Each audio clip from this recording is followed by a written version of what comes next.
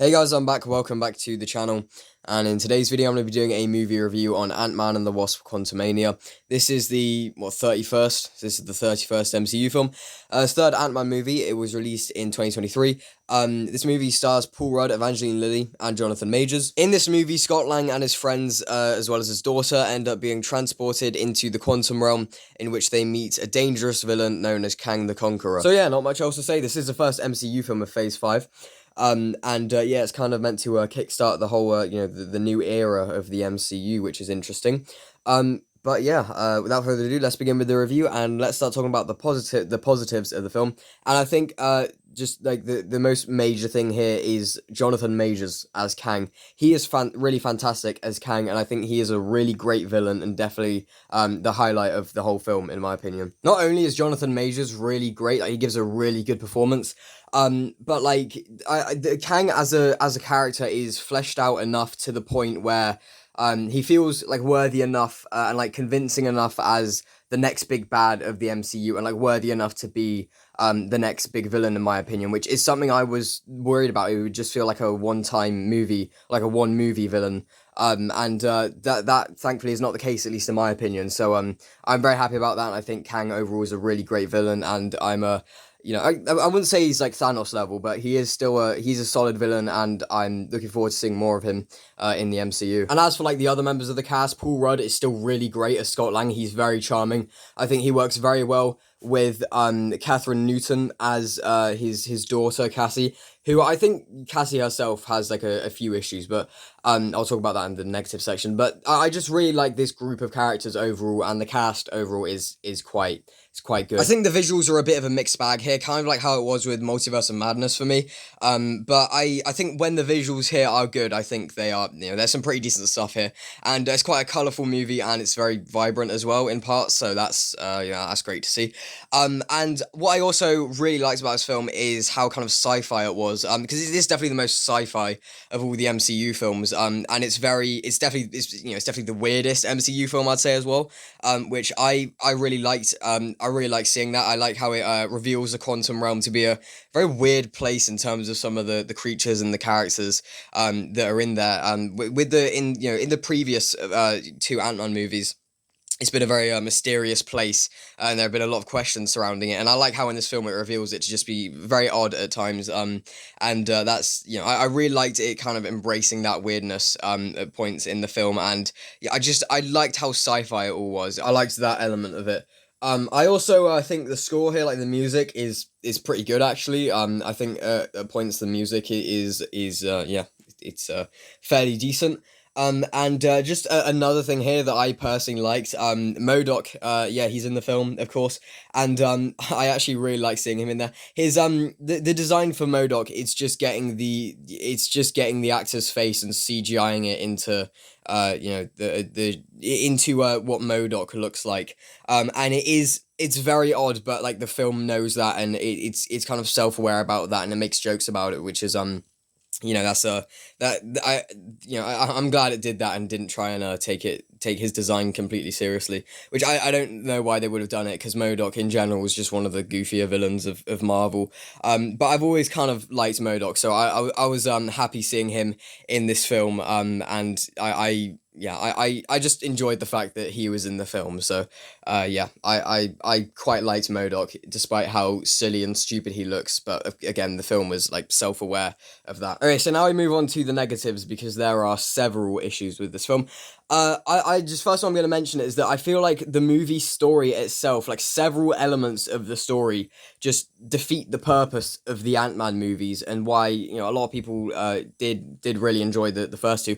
I think the first two Ant-Man movies worked so well, at least like as Ant-Man movies, I guess you could say, is because they were so much smaller scale than the rest of the MCU, and they didn't carry the weight of the rest of the MCU on their shoulders. This film is literally, there's a lot of like pressure on this film, because it's literally meant to begin the next era of the MCU and set like everything up in like a it's meant to do a good job of setting everything up, and just it's also trying to flesh out the quantum realm as well.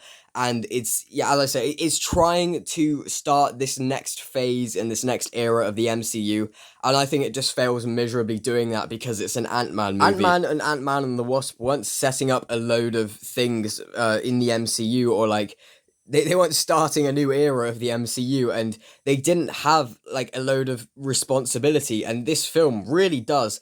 And it's just, I think it doesn't work at all because it's an Ant-Man film. And what I also think does not work at all is just having an entire movie of Ant-Man in the quantum realm. Like, it is basically an entire movie. There's like the stuff on Earth it's very short. Like, it's over with very quickly, and the characters they get into the quantum realm very early on in the film. And so when you have an entire movie of just Ant-Man in the quantum realm, it doesn't work because like in the first two Ant-Man movies, like Ant-Man just he could go shrink, he could shrink, or he could go really large in these more real world settings, which was fun. That was fun to see because it was so much smaller scale. This film it really increases the scale from those first two Ant-Man movies, and I don't think it works because I don't think I don't think large scale was meant for the Ant-Man movies. I don't think it works at all. And like it's like the quantum realm just as a setting, like it's just like a load of space and floating stuff for the majority of it, and there's just a load of open space and not really many objects that Ant-Man can like shrink down to and have it like be as much fun as it was in the first two, like and in the first two Ant-Man movies. And so it's just it was a really questionable decision just having the quantum realm be all this space. And I mean I get the fact that it was kind of set up to be that in the first two Ant-Man movies, but like placing Ant-Man in that setting results in a lot of issues in the film. I'd say I also just like preferred the quantum realm in the first two Ant-Man movies, where it was just this really mysterious place that had a lot of unanswered questions surrounding it, and it's nice to see it fleshed out in this film, and I did quite like that, like fleshed out more than in the previous two Ant-Man movies. But at the same time, it's just it really it kind of undoes how mysterious it all is, I guess you could say, how mysterious it all was in the first two Ant-Man movies, which I wasn't a huge fan of. And although there is some pretty eye-popping stuff here, when the visuals are bad, there's some pretty poor CGI, not CGI, there's some pretty poor green screen stuff here, and there's a part in the film where a character places their hand on a CGI creature, and it does not look very convincing. I would also say, with the characters in the film as well, none of them, have any arcs, and Cassie Lang, she's not great.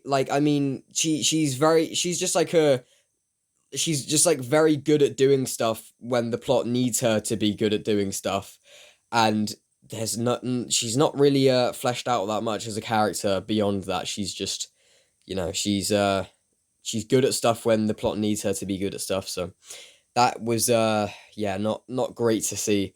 I wasn't a huge fan of how there wasn't really much done with the characters in the film overall. I mean, not Scott Lang, Paul Rudd is very good on screen with Catherine Newton. They have great chemistry and they are pretty good together, but I don't think the dynamic between them is as strong as it could have been, so that was quite disappointing. I also think placing Ant-Man in the same movie as Kang, I mean, it results in a kind of a rough tone and definitely some tonal issues in the film, which I don't know if it was that good of an idea having Kang introduced in this film. Obviously, I agree with the idea that he should have been introduced in the first movie of Phase 5 and this new era of the MCU, but I don't think it had to be an Ant-Man movie. But I don't know. I think overall there were a lot of issues with the story and it being the quantum realm and Kang being in the film, Kang being in the same movie as Ant-Man, which definitely results in some tonal inconsistencies.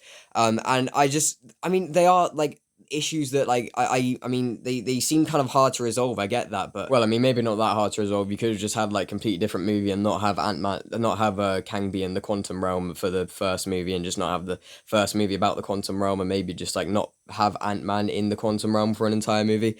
But I still can't excuse those issues. And I mean a lot of the movie just kind of feels like a load of CGI events happening, which isn't necessarily the most entertaining for the whole film. But I mean, I'd say overall, Ant-Man and the Wasp: Quantumania, I don't know, I didn't like it that much. I mean, it is it's entertaining in parts. There are some fun parts. Kang is epic in the film. I like seeing MODOK in there, but overall, I just feel like the story and just like the whole premise of the movie has a lot of issues, and just there are a lot of really questionable decisions in the movie, and it doesn't feel right as an Ant-Man movie in my opinion. So I didn't think this one was that good overall. So I'd give Ant-Man the Wasp: Quantumania like a 5 out of 10 maybe. Yeah, that's my score for the film. Thank you very much for watching this review. Feel free to let me know your thoughts on the film in the comments below if you have seen it. Sorry this review is late. It's Sunday today, and I would have made a review yesterday on Saturday if I saw it on Friday when it came out, but I couldn't because I had COVID.